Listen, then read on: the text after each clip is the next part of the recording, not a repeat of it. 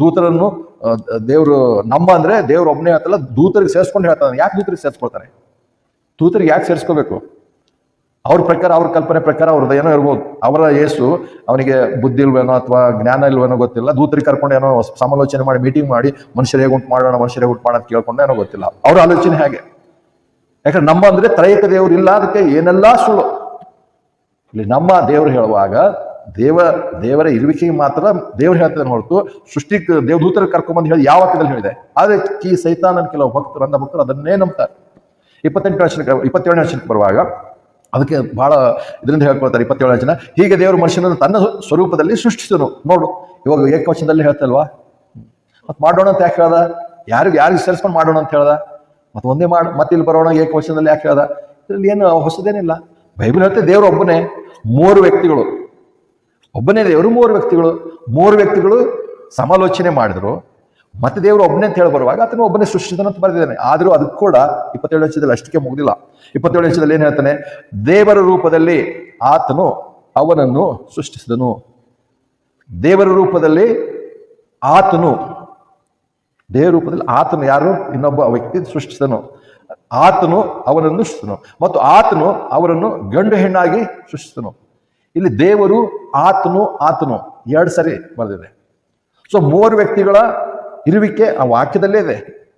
ದೇವರ ರೂಪದಲ್ಲಿ ಆತನು ಸೃಷ್ಟಿಸಿದನು. ಯಾರು ಆತನು ಸೃಷ್ಟಿಸಿದನು? ಅದನ್ನೇ ಯೋಹಾನ 1ನೇ ಅಧ್ಯಾಯದಲ್ಲಿ ಬೇರೆ ಬೇರೆ ಕೊಲೊಸ್ಸೆ 1:16 ನೋಡ್ತೇವೆ. ಕರ್ತನಾದಂತೆ ಯೇಸು ಕ್ರಿಸ್ತನೇ ಎಲ್ಲದಕ್ಕೆ ಸೃಷ್ಟಿಕರ್ತನ ಅಂತ ಹೇಳಿ ನೋಡ್ತೇವೆ. ತಂದೆಯಾದ ದೇವರು ಯೇಸು ಕ್ರಿಸ್ತನ ಮುಖಾಂತರ ಆತನೇ ಏನಂತಾರೆ ಸೃಷ್ಟಿಕರ್ತನೆ ಎಂಬುದಾಗಿ ಗುರುತಿಸಿರುವಂತ ನೋಡ್ತೇವೆ. ಸೊ ಇಲ್ಲಿ ದೇವರ ರೂಪದಲ್ಲಿ ಆತನು ಹೇಳ್ತಾನೆ, ದೇವರ ರೂಪದಲ್ಲಿ ಆತನು ಅವನನ್ನು ಸೃಷ್ಟಿಸಿದನು. ದೇವರ ರೂಪದಲ್ಲಿ ಆತನು ಸೃಷ್ಟಿಸಿರುವ ಆತನ ಯಾರು? ಕರ್ತನಂತ ಯೇಸು ಕ್ರಿಸ್ತನು. ಅದೇ ವಚನದಲ್ಲಿ ಇಲ್ಲದೆ ಹೋದ್ರೆ ಅಲ್ಲಿ ಆ ವಾಕ್ಯ ಬರೆಯುವ ದೇವರ ರೂಪದಲ್ಲಿ ದೇವರು ಸೃಷ್ಟಿಸಿದನು ಸಾಕಿತ್ತು. ಯಾಕೆ ಅಲ್ಲಿ ದೇವರ ರೂಪದಲ್ಲಿ ಆತನು ಅವನನ್ನು ಸೃಷ್ಟಿಸಿದನು ಮತ್ತೆ ವಚನ ಮಾಡ್ತಾರೆ, ಮತ್ತು ಆತನವರನ್ನು ಗಂಡು ಹೆಣ್ಣಾಗಿ ಸೃಷ್ಟಿಸಿದನು.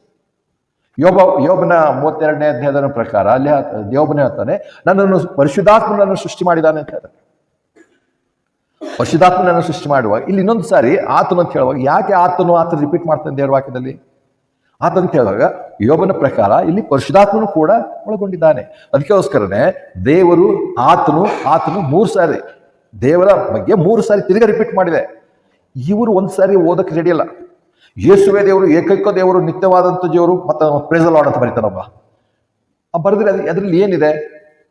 ಯೇಸುವೆ ಏಕೈಕ ದೇವರಿದ್ದಾಗ ಇಲ್ಲಿ 3 ಬಗ್ಗೆ ಹೇಳ್ತಿರುವಾಗ ಇದಿಲ್ಲ ಹಾಗೆ ನಂಬ್ತೇವೆ ಅಂದ್ರೆ ಅದರ ಅರ್ಥ ಅಂದ್ರೆ ಯೇಸುವೆ ದೇವರಂತ ಹೇಳ್ತಾರೆ. ಯೇಸು ಕ್ರಿಸ್ತನೇ ಮತ್ತೆ ಸುವಾರ್ತೆಯಲ್ಲಿ ಹೇಳಿದ್ದು, ಪ್ರಕಟಣೆಯಲ್ಲಿ ಕೂಡ ಆತನ ಪ್ರಕಟಣೆ ಅಂತ ಏನ್ ಹೇಳ್ತಾನೆ? ಇದರಲ್ಲಿ ಒಂದು 0 ಆದರೂ, ಒಂದು ಗಡುಸಾದರೂ, ಒಂದು ಒತ್ತು ದೀರೆ ಕೂಡ ತೆಗೆದುಹಾಕಾಗಲ್ಲ.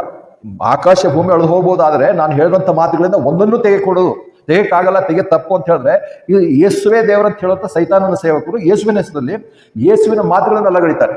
ಆ ಮಾತಿಗೆ ಬಂತು ಆ ವಾಕ್ಯ ಹಾಗಿಲ್ಲ, ಇಬ್ರಿಯಲ್ಲಿ ಹೀಗಿದೆ, ಗ್ರೀಕಲ್ಲಿ ಹೀಗಿದೆ. ನಮಗೆ ದೇವರು ಕನ್ನಡ ಭಾಷೆ ಬೈಬಲ್ ಕನ್ನಡ ಮಾತಾಡ್ರಿ, ಇಂಗ್ಲಿಷ್ ಭಾಷೆ ಬೈಬಲ್ ಇಂಗ್ಲಿಷ್ ಭಾಷೆ ಮಾತಾಡ್ರಿ. ಇವ್ರು ಯಾವ ಗ್ರೀಕ್ ಓದಿ ಬಂದವ ಏನು ABCD ಗೊತ್ತಿಲ್ಲ, ಗ್ರೀಕ್ ಪದ ಇಬ್ರಿಯ ಪದ ಹೇಳ್ಕೊಂಡು ಓಡಾಡ್ತಿರ್ಕಿಲ್ಲ. ನಮಗೆ ದೇವರು ಕನ್ನಡ ಭಾಷೆಯಲ್ಲಿ ಬೈಬಲ್ ಕೊಟ್ಟಿದ್ದಾರೆ, ಅದರಲ್ಲಿ ಏನು ಅರ್ಥ ಆಗ್ತದೆ ನಮಗೆ? ಹೀಗೆ ದೇವರು ಒಂದು ವೇಳೆ ಎಲ್ಲ ಗುಪ್ತವಾಗಿಟ್ಟು ಗ್ರೀಕ್ ಇಬ್ರಿಯ ಭಾಷೆಯಲ್ಲಿದ್ರೆ ಯಾರೋ ಕೆಲವು ರಕ್ಷಣೆ, ಇಲ್ಲಿವರೆಗೂ ಯಾವ ರಕ್ಷಣೆ ಹೊಂದಿರಲಿಲ್ಲ.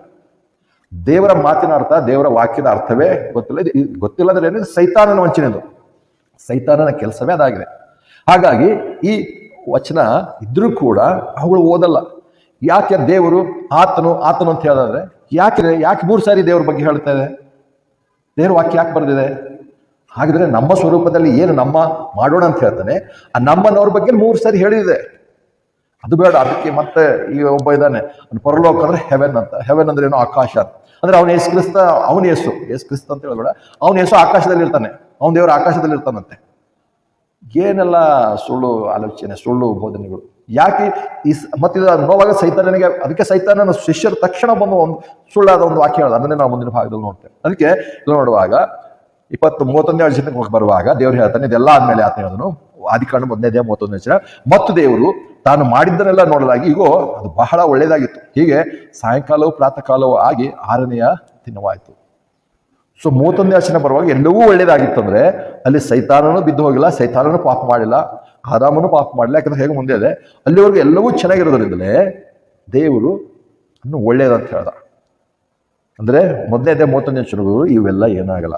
ದೇವರು ದೂತರನ್ನು ಸೃಷ್ಟಿ ಮಾಡ್ದ, ಮನುಷ್ಯನ ಸೃಷ್ಟಿ ಮಾಡ್ದ, ಮನುಷ್ಯನಿಗೆ ಬೇಕಂತ ಎಲ್ಲವನ್ನೂ ಸೃಷ್ಟಿ ಮಾಡ್ದ, ದೃಶ್ಯಾದೃಶ್ಯಗಳೆಲ್ಲವನ್ನೂ ಆತನು ಉಂಟು ಮಾಡ್ದ ಅಂತ ಹೇಳಿ ನೋಡುವಾಗ ತಂದೆಯಾದ ದೇವರುಂಟು, ಕುಮಾರತ ಯೇಸು ಕ್ರಿಸ್ತನುಂಟು ಮತ್ತು ಪರಿಶುದ್ಧಾತ್ಮನು ಉಂಟು.